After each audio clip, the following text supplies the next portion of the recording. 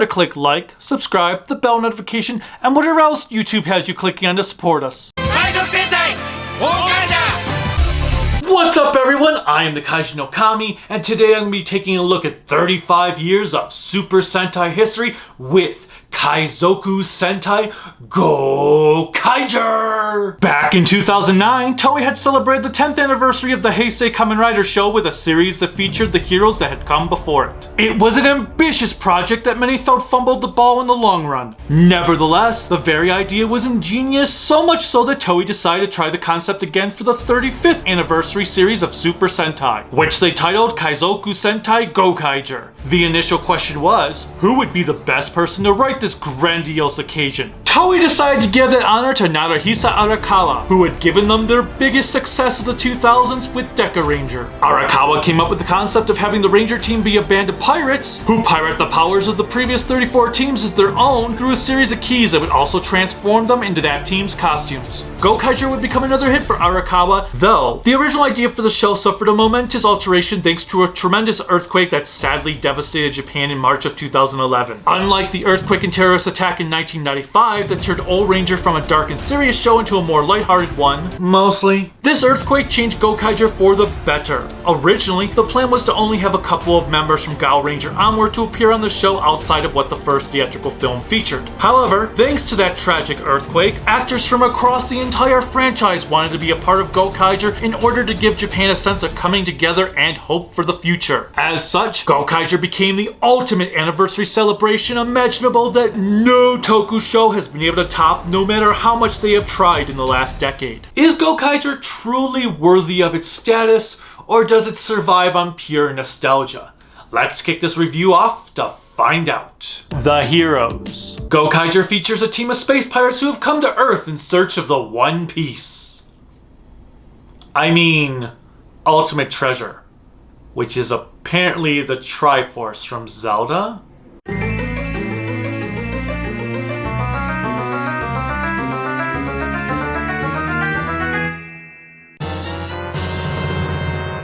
Wouldn't that make it a three-piece then? 6 months before the show's start, the 34 Ranger teams came together to defend the Earth from an evil empire known as Zangyack that tried to invade the planet.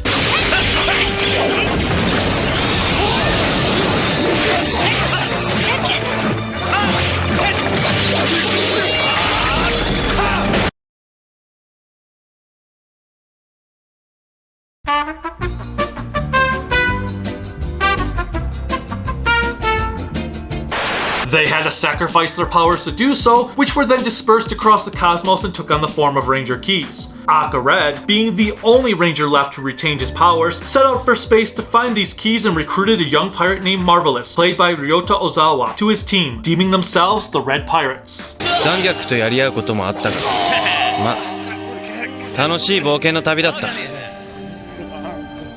Unfortunately, after they had accumulated all of the core Ranger keys, they were betrayed by one of their crewmates to the Zangyack Empire. Akared was killed in the process, while Marvelous managed to escape, which led to him becoming a wanted criminal and forming his own team in which he became the captain of.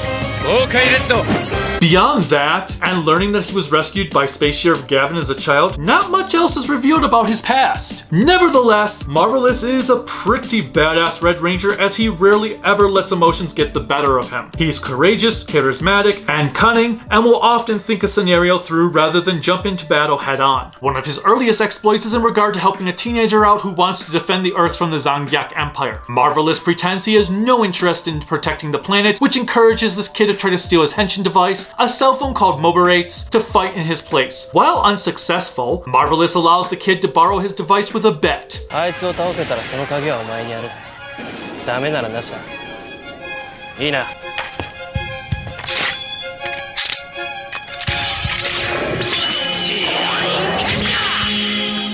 Naturally, the kid loses the bet, but it piques Marvelous's curiosity about the Earth. The second in command is a former Zangyack soldier known as Joe Gibden.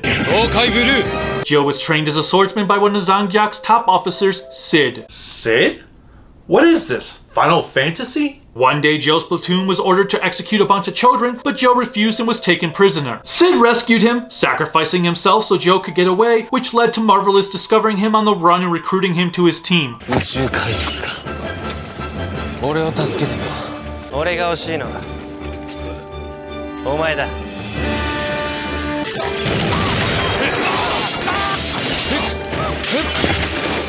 Like with Marvelous, Joe very rarely lets his feelings get the better of him as he analyzes every situation with intense critique. On the other hand, he's also very hard on himself when he fails, as seen in one episode when he is defeated by another swordsman. さっきは剣の数に圧倒された。だが一刀でダメなら二刀。Joe is also skilled enough to wield 5 swords at a time without the use of his mouth.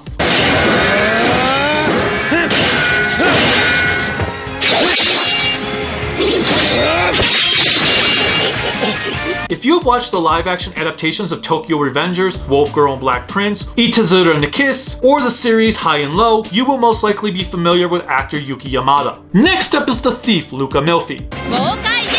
Luca grew up on a ravaged planet with her younger sister where she dreamed of one day being able to buy a planet in order to turn it into an orphanage for the galaxy's strays. Living in poverty for her entire life cost her sister her life, and she set out to traverse the universe as a thief.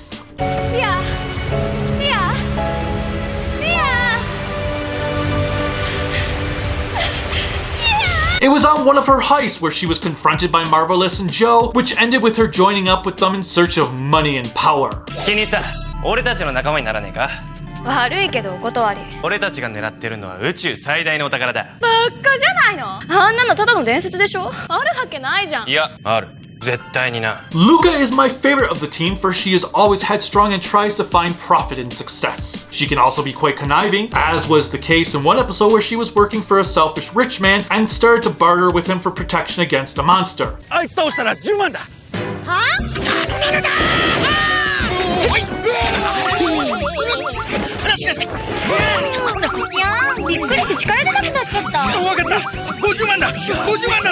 Another thing I find intriguing about her fighting style is that she tends to attach wires to her swords that allow her to flail them around as if they were the blades of chaos from the God of War series.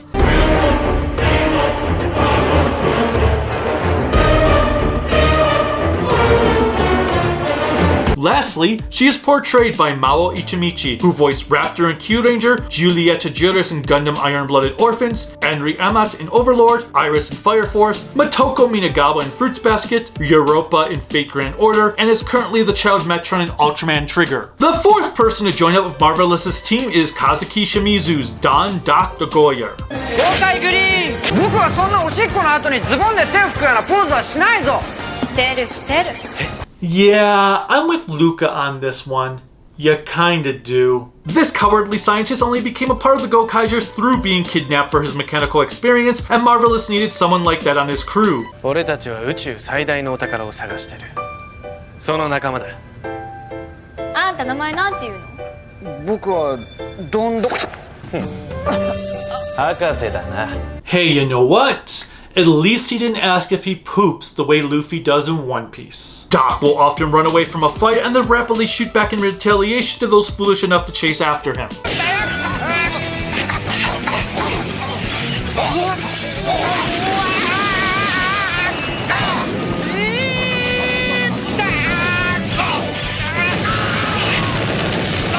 Doc is a fun character overall and acts as the team's comic relief, yet he's not written in a childish manner at all despite this.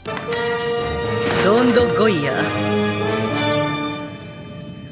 こいつはまあいいだろう。ですね。捨てないで。 He knows that he isn't as strong as his cohorts and uses it to his advantage. It also allows his enemies to underestimate him, as seen here. 何事だ。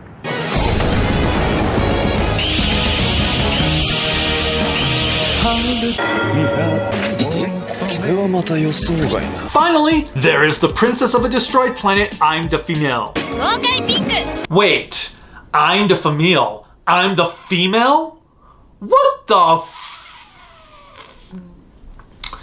I'm not sure if I should facepalm with how blatantly stupid that is, or applause Toei for having the balls to actually name their character that.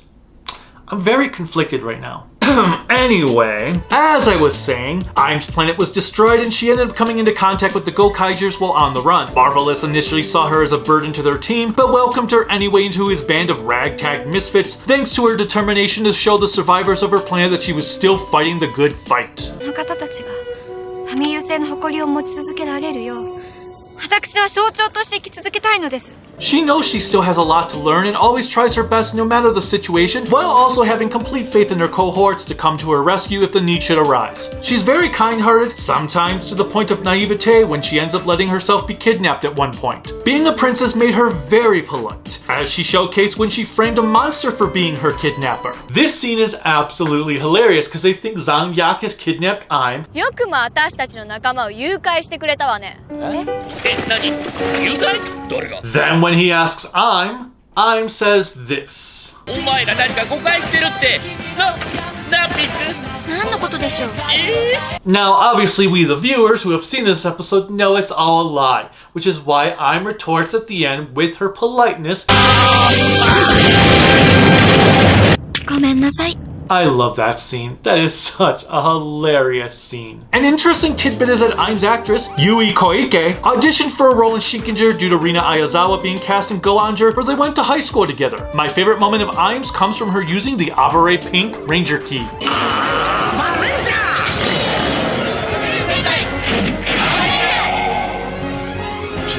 Aim, なんだそれ。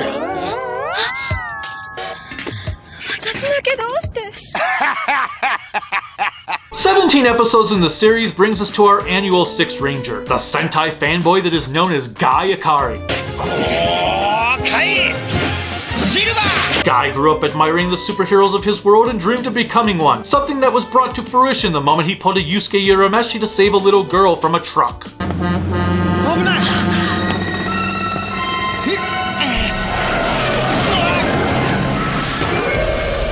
He was given a Phoenix Down by the 3 lost Dino Rangers, Dragon Ranger, Abare Killer, and Timefire, who also provided him with his own cellular device that utilized the powers of the 6th Rangers. Guy is an energetic ball of fire who fangasms anytime they meet a previous Ranger.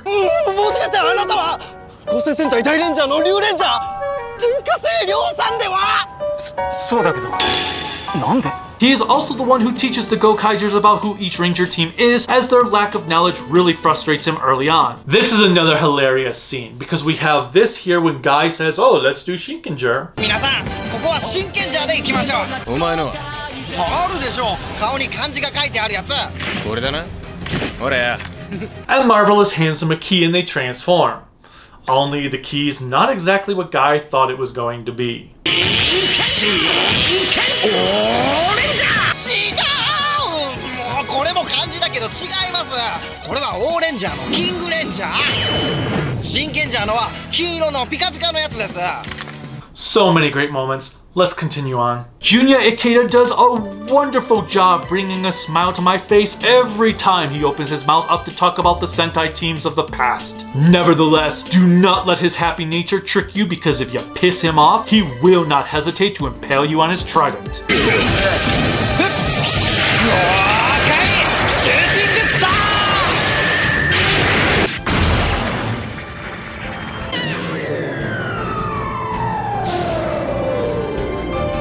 He has an upgrade form he gains access to by merging the abilities of the 6 Rangers together, creating a form that confuses the hell out of his enemies.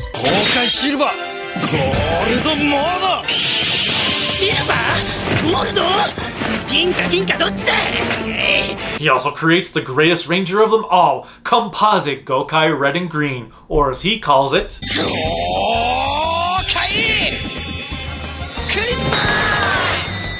The final member to Marvelous's team is the ship's navigator, the robot bird named Navi, voiced by Yuki Tamura. ところでみんな、なんかすごい金色の男は？見つからないのにのこのこ帰ってきたの。 Unlike others with the same name, this Navi is nowhere near remotely annoying because the Rangers do listen to her, even if they don't understand her at times. She will randomly make predictions about what the Rangers need to do to acquire an ultimate power from a previous Sentai team, and it is their job to piece the clues together. 皆の者、交通安全に気をつけるぞよ。She kind of reminds me of Tak from Time Ranger, and it is a shame the two never crossed paths, as I bet that would have been mildly entertaining. As stated back at the beginning of my review, the gimmick for this show is having the Gokaigers access the abilities of the teams of the past.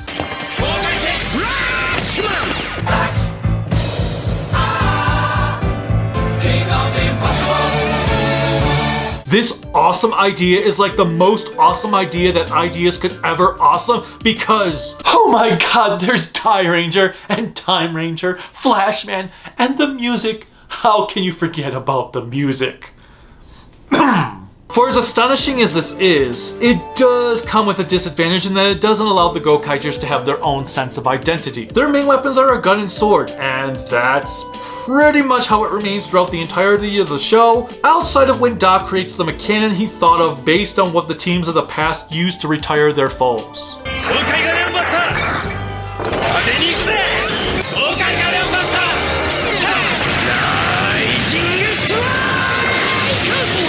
That's not to say their swords and guns are bad weapons, as hearing Tomokazu Seki shriek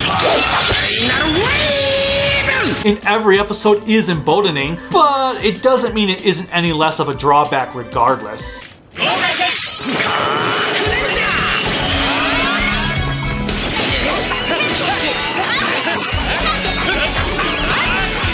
It works because they are pirates, and yet, I did wish they had something they could call their own later on. Still, it does not detract from the series one bit, as every character is superbly rich and fleshed out while keeping an aura of mystery around each one of them. The Gokaiger costumes are quite striking, as the black helps pop the silver and ranger colors immensely. I love that the ranger colors have the appearance of an overcoat, along with the pirate hat-like helmets for our initial 5, while Gokai Silver's helmet looks like he is wearing a bandana. For the costumes used when they transform into previous teams, it is interesting to see skirts on suits that were once male if the females of that team don skirts and whatnot.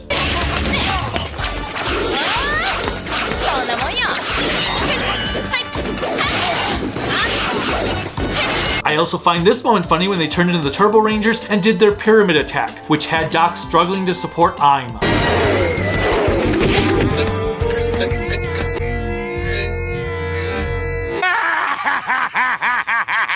One final thing I want to mention that I found to be ingenious is that the Gokaigers actually explain how they are able to pull any key they want out of thin air. Their belts are connected directly to the treasure chest their keys are stored in, and it teleports whatever key they mentally request to their belts. While it wasn't necessary to explain this given it's Sentai, and logic does not need to apply, I appreciate that they did nonetheless. Yes.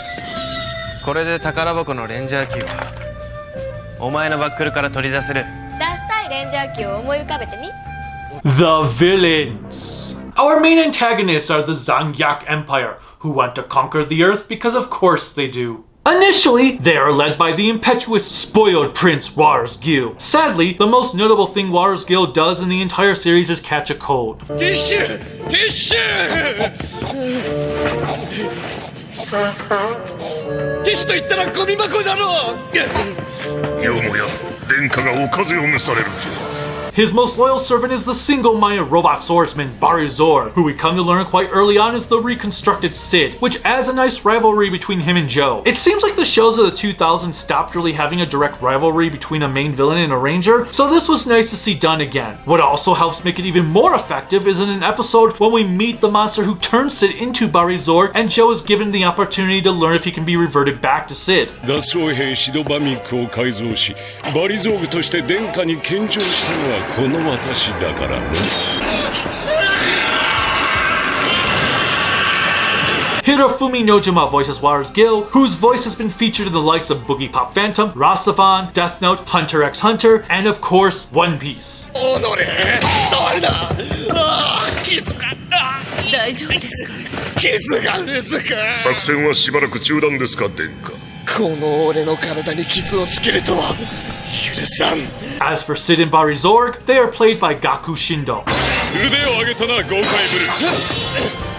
ル。しかし、ワルズギル様のためにも、ここで負けるわけにはいかない。 After these two, we have Warsgil's advisor Damaras. Damaras is apparently the strongest warrior in the universe, even though he never really shows it, as he seems to be more talk than action.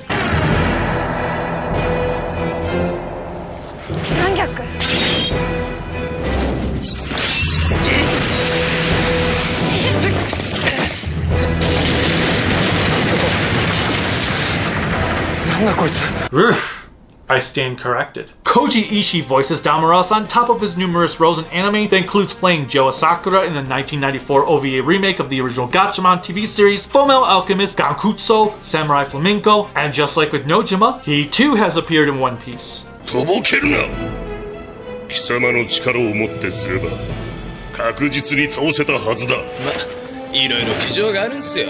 今度こそ完膚なきまでに海賊どもを叩きのめす。 Our top final officer of the Zangyack forces is the green-colored female Insarn, whose job is to make the monsters grow. And that's about it.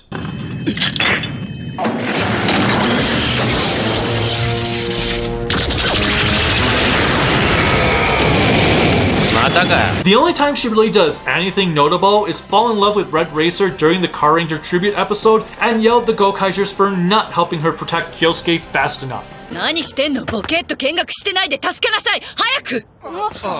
If you are an avid anime viewer who has seen either Ranma 1/2, the Fatal Fury OVAs, Magic Knight Rayearth, Gundam 8th MS Team, X, Cyborg 009's 2001 adaptation, Gundam Seed, Gankutsu, Code Geass, Fullmetal Alchemist, Cells at Work, or a million other anime series, or recently played Resident Evil The Village in Japanese, then you have heard Kikuko Inoue's voice before. 残念ですわ。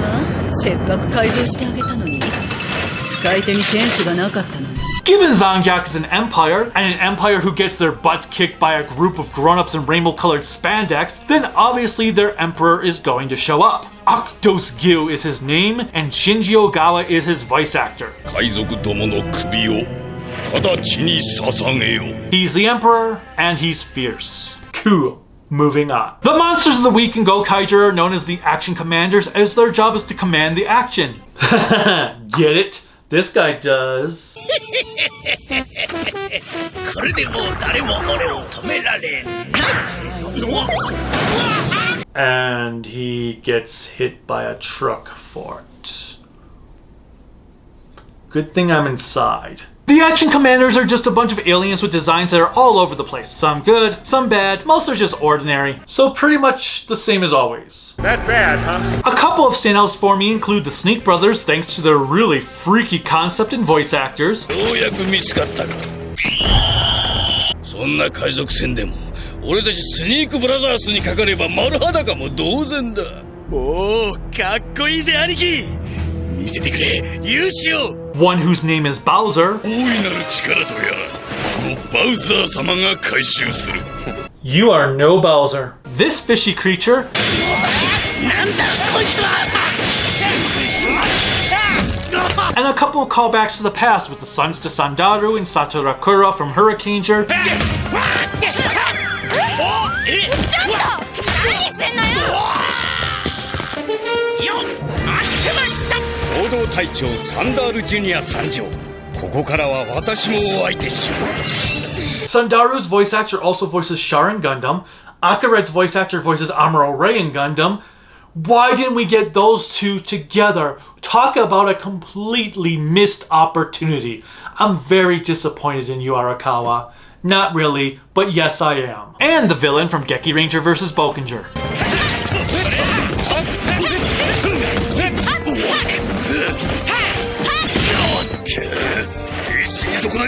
There are a couple of different grunts for the Rangers to pound the faces in, which include the Gormans, who are the most basic of basics. Next up are the Sugormans, who can transform into stuff depending on what the plot requires.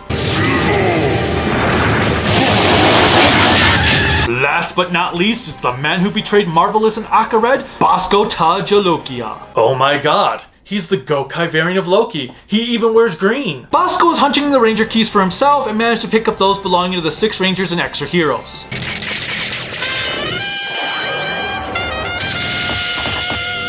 He also has his own monster form that is all kinds of badass. 前も持ったけど。うるさいな、急に。Keiho Sogai is absolutely wonderful as Bosco, as he manages to pull off a villain who is downright evil, but likes to have fun effectively well. ああ、こいつら残虐で言っちゃうよ。せめて賞金くらい欲しいもん。考える時間やるよ。いい答えを期待してるからさ。 He only appears in a handful of episodes, but when Bosco appears on screen, you know shit is getting serious. This guy does not monkey around despite having a monkey for a partner. What's also interesting about his actor is that Hosogai grew up in America, so not only is he fluent in English, but he is apparently a Power Rangers fan. He is also set to be appearing in Ultraman Trigger. Bosco is very cunning and always seems to be 5 steps ahead of the Gokaigers and Zangyack when it comes to planning. It's quite sad that he is currently the last outcast villain that came off threatening and had a presence even when he wasn't on screen. He also comes equipped with his own giant monsters that are stored in Sally's body. いらっしゃいませ。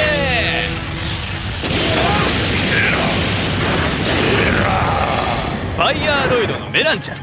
The Mecha. I have to hand it to Toei. After having the last couple of series that went overboard in the Mecha, I am impressed that they managed to keep this one low-key in spite of having the ultimate power gimmick. The first mech, Gokai-O, is comprised of the Gokaiger ship and a couple of vehicles that fit within it like a Matryoshka doll. Individually, the machines are nothing exciting and don't really do much. Together, they form a giant robot pirate with a movable hat.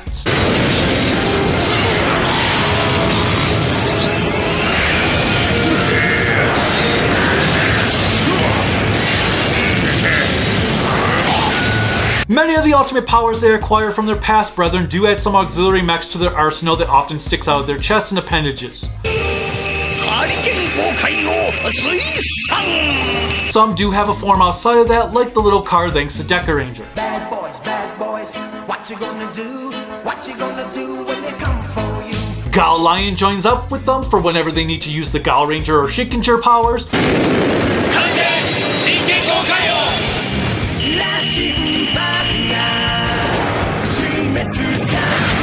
Maji Dragon is probably my favorite of the bunch since it gives them a flying ability.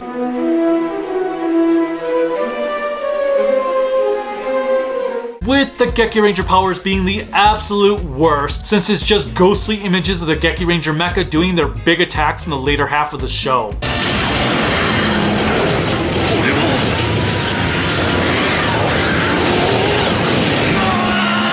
Guy's mech is a machine sent to him from the 31st century that alternates between a ship, a dinosaur, and a robot. Each form is meant to symbolize Time Ranger with Goju Drill,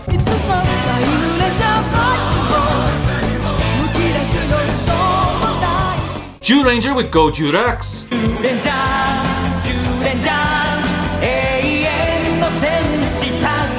and Aba Ranger with Goju Jin.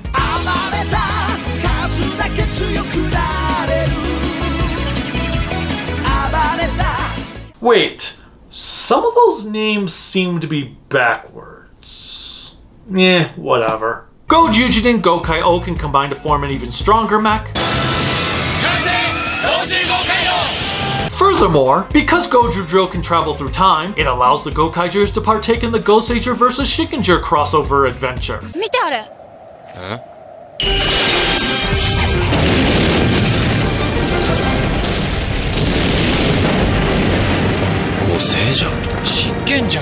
Another nice touch. Touché, Gokaiger. Touché.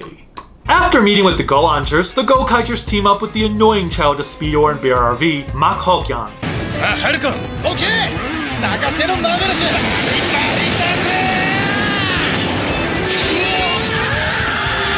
Mak Hokyan can merge together with Gokai-O and Gojujin to form Ultimate Gokai-O.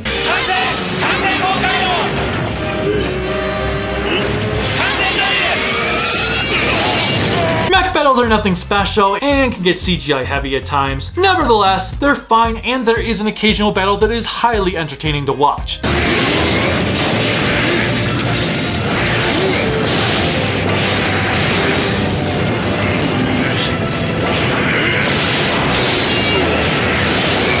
I especially loved how many times the grunts grow with their respective action commanders, so the Gokaigers have to take on more than one monster.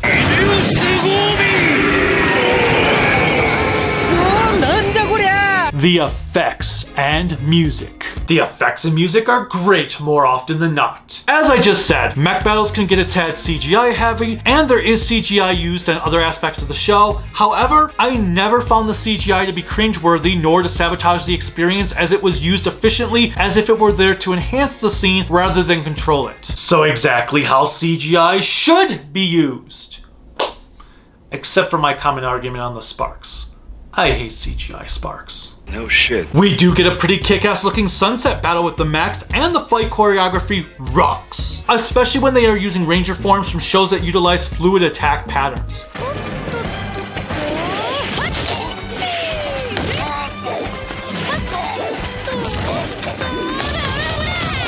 The skirmishes between Joe and Barzord and Marvelous and Bosco tend to be the highlights.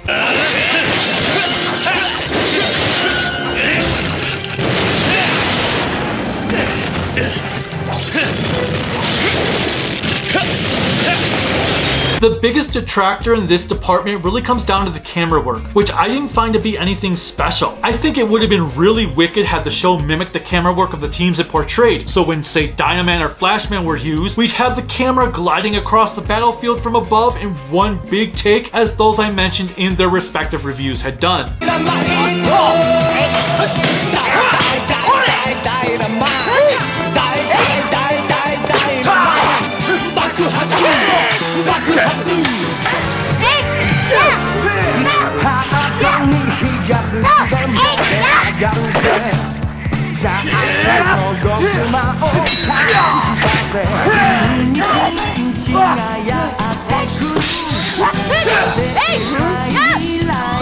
Seriously, why don't they do camera work like that anymore? Kyosuke Yamashita provides a fantastic score that knows when it needs to be dramatic, comedic, and action heavy. There isn't a single piece of music I think I hated in this one, as all of it felt glorious. Then again, he did the same thing with most of Maji Ranger and Kamen Rider Gain too.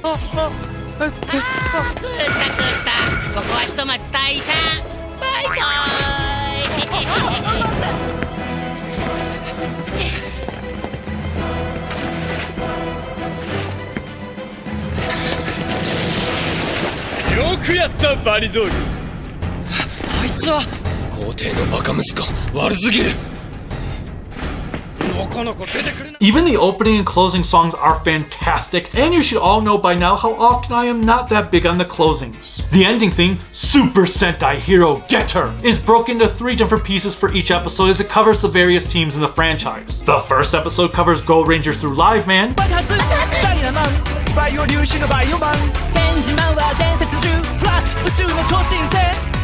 The second is Turbo Ranger through Time Ranger.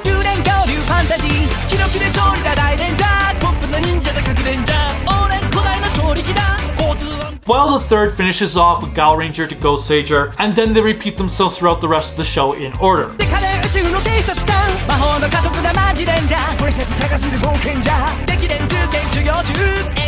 It's pretty damn awesome, and Project R deserves all of the credit they get for making what may be my favorite ending theme for a Sentai series. The opening is just as energetic as the ending, really bringing you into the Gokaiger mindset as your adventure into pirating begins. Let's go, Kaiser, go, let's go. The episodes. Holy Christ! Getting to see a plethora of actors from the past is simply astounding. It's a real shame Saban didn't take this approach when they adapted Gokaiger into Power Rangers and have past Rangers show up in each and every episode. One could argue that having a previous Ranger show up in an episode means the episode is motivated by nostalgia over its own merits. However, I disagree and feel like the tale is enhanced by having a previous character appear, as the episode would have still been enjoyable regardless. Now don't get me wrong, seeing Ryo, Ryoma, Hyuga, and Matsuri back was a blast, as was hearing Kazuki Yao as Ninja Man again. カブレンジャーと一緒に悪い妖怪と戦った仲間だ Not to mention the crap ton of Easter eggs and signage and the like. An Easter egg hunt's fun, fun. Everybody run, run. An Easter egg hunt's fun, fun. Everybody run, run. Nonetheless, this show still held on its own even if you took out all those characters, thanks to the Gokaiger cast being all strong actors on their own with solid writing that went with them. And as I already said, every time Bosco appeared on screen was a treat. Thus, I pretty much enjoyed every episode, with the sole exception being the first part to the Go-Onger tribute episode, Dimension on the Other Side. In this episode, Bomba recruits the Gokaigers to help him and Sosuke travel to Wild West world to stop a lone survivor of Gaiark from conquering it. The problem is, nothing interesting is done with Wild West world.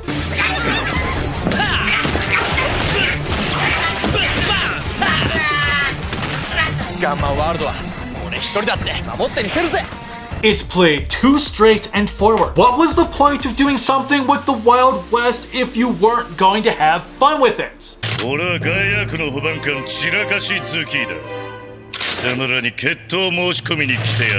Yes, that voice belongs to Kuroda, who does Kiru Kazuma in Yakuza. As such, the episode comes off boring as all hell, which makes it even worse for me considering the story revolves around one of my least favorite Sentai series thus far, if not my least favorite. Thankfully, the second part is a bit better thanks to scenes like this.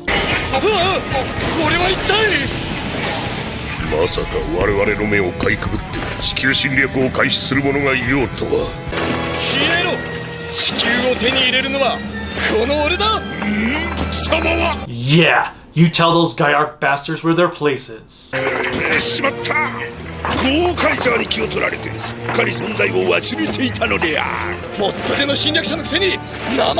Okay, that's two great moments from Warriors Guild. Getting the cold and telling off Gaiark. It's like a dick measuring contest between Bezos and Musk. Nevertheless, why? Why do nothing at all with your Wild West setting? I just don't get it. Why not mimic the Changeman episode where Mai ended up having to fend for her life in a Wild West setting? That was done pretty well, why not do that? Now my favorite episode is a toss-up between the Car Ranger tribute and the Jetman one. They are both so damn good and they match the tones of their respective series to a T.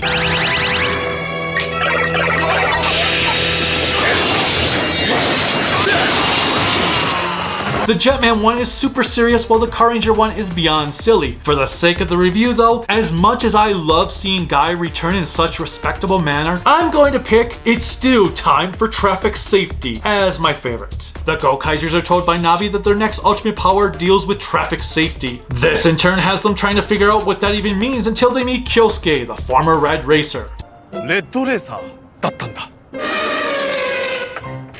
This episode is just fun all around and was written by Car Ranger's head writer Yoshio Urasawa, which explains why everything was flawless.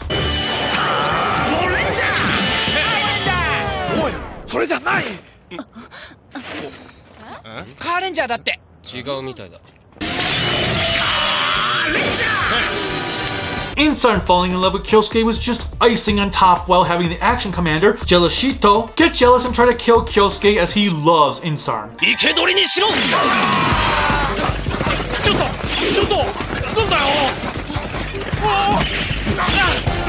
It was utterly hilarious. The movies and special. Gokaiger has 3 movies and a nice fun little special. The DVD special is a 13-minute episode that features Insarn fusing Marvelous and Guy together, and then they go through transforming into every Red Ranger within 2 or so minutes.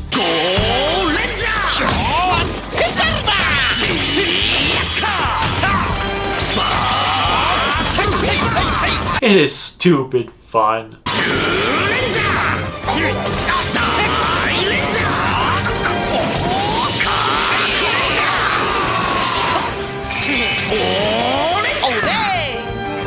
The first film kicks off with an extended look at the big battle from the start of the show, before jumping forward right after the Gokaiger's first battle with Bosco. From there, they end up having to team up with the Gosagers thanks to the reincarnation of Black Cross Fuhrer resurrecting a couple of previous villains to take out the Rangers. 私は秘密結社黒十字軍の首領黒十字を地球征服を企てスーパー戦隊に倒された者たちの恨みによって地獄から蘇った。 This is hands down the greatest Super Sentai movie to date, as it is as entertaining as it is filled with nostalgia and badassery of seeing past teams and stuff.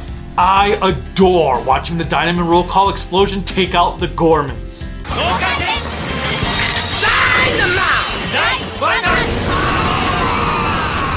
Not to mention the shot of every team in main mech up to this point.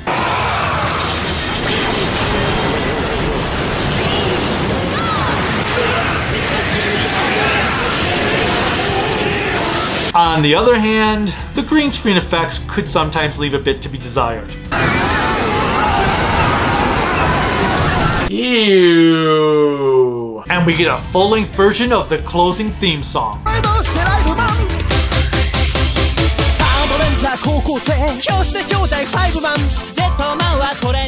The second movie, taking place between episodes 23 and 24, sees a mysterious ghost ship arriving on Japan that has its own evil version of Gokai-O. 宇宙をさまよい死者の魂を呼び寄せるという噂の船だ。そしてこの船にはとんでもねえお宝が積まれてる。幽霊船に立ち向かって今までに生きて帰ってきた奴はいないからな。 No survivors. Then where do the stories come from, I wonder? It features some badly done CGI ghosts that look like they came out of a Casper movie.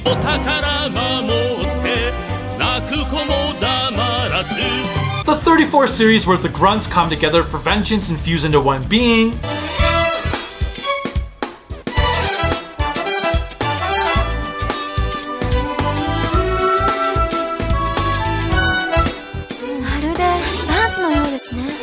An appearance by Baseball Mask.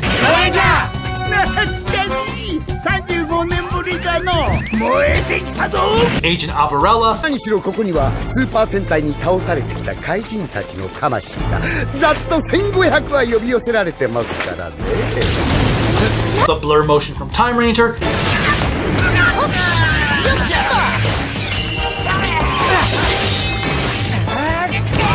The Matrix of Leadership? Huh? Oh my god. It actually does look kind of like the Matrix of Leadership. Interesting. And a splendid mech battle.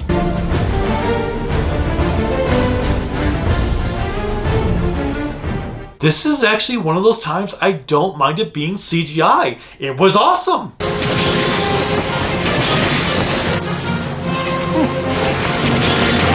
For the most part, this movie is pretty enjoyable even if it doesn't live up to its predecessor. Finally, the third movie, which is set between episodes 46 and 47, titled Gokaiger vs. Gavin, kicks off with the Gokaigers being chased down by Gavin and arrested for their crimes of piracy. It all turns out to be a ploy Gavin conceived to fish out a traitor among their ranks. 海賊の言うことなど聞く必要はない。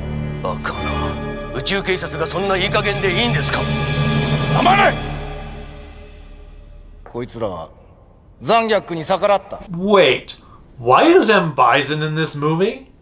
There seems to be a serious lack of... Of course! Yes, that. Anyway, this leads to Gavin getting captured and the Gokaigers have to rescue him. Marvelous comes to learn that Gavin was the one who saved him as a child, with his child self being played by Tatsuomi Hamada, who would go on to play Ultraman G's human form, Riku. We've also got the Gokaigers meeting up with a bunch of previous villains who have survived. わしもおるぞ。鳥じゃない。鳥じゃない。私めもいます。 That's cool. So's that. 汚いのはいいのだが、狭いのが我慢ならないぞよ。罪にして仕方ないなり。 That's also cool. Wait a minute. You guys died. How are you there? Why would they have... They died. Why not... Whatever, I'm just gonna go with it. Oh, and Bosco ends up fighting the Go Busters.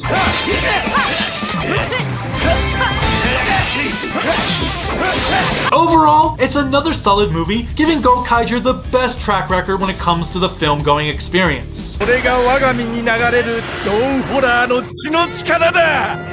どうほら。誰それ？そんな奴のことはどうでもいい。 Kids! I don't know what's wrong with these kids today. This is also the only movie you're going to see all the Gokaigers donning a pink ranger.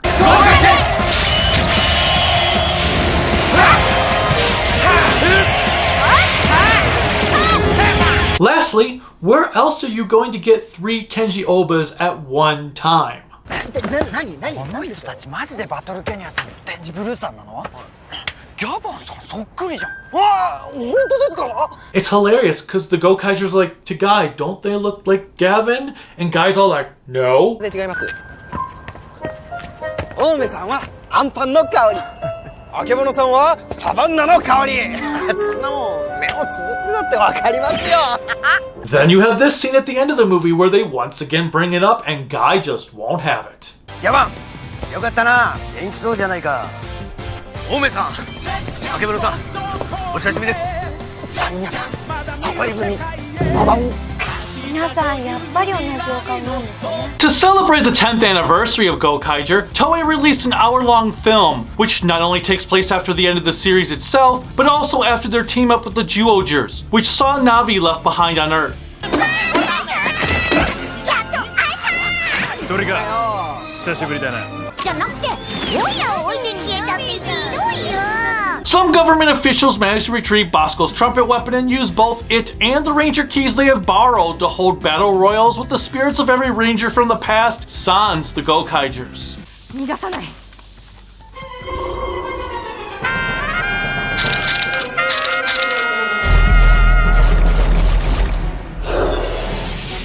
They claim they will return the keys to their rightful owners if the world is ever invaded. Don returns to Earth, getting roped into this Derby Coliseum event that people will bet hundreds upon hundreds of dollars on, which the officials say is used for the defense of the planet. Of course, all is not as it should be as Marvelous and the others return to Earth. The first 20 or so minutes were a bit slow, but as things got moving it became quite enjoyable. It was nice to see the Gokaigers back, and we get to see Aim and Marvelous make use of the keys to the teams that came after Zyuohger.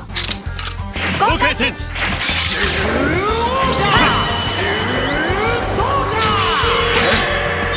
Gokai Tens! Undameshita! Gokai Tens!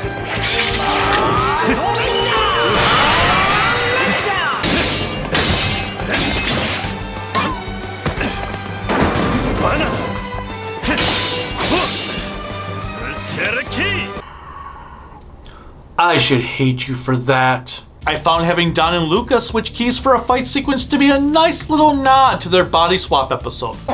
ルカ遅いよ。うっさい。行くよ。はいはい。よし。 Furthermore, the announcers of the Derby Coliseum are played by Matsukoda and Hiroya Matsumoto, and I got a kick out of this scene of Matsumoto upset after both Maji Yellow and Beatbuster lost their fight. おっとビートバスターとマジエロあっさり負けました。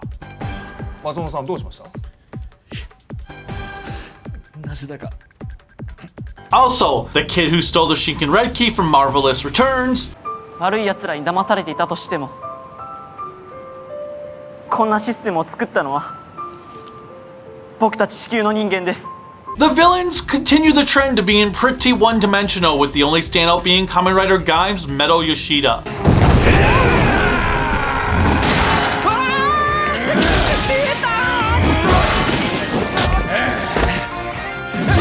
Lastly, the Gokaigers obtained upgrade forms using the soul of the now defunct Going Merry. I mean Gokai Gelion.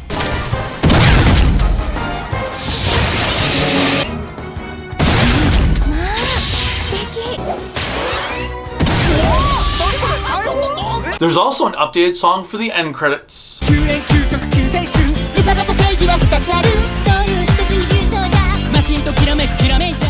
the end of the day, what can I say? Gokaiger is not perfect, but my god, what an experience it is! I am going to give Kaizoku Sentai Gokaiger a solid 4 out of 5 grown-ups in spandex. It just misses the mark by having a lousy set of main villains, and the Gokaigers lack their own sense of identity. Beyond that, I have no complaints, and this is a show that every Sentai fan must check out. Until next time, bye!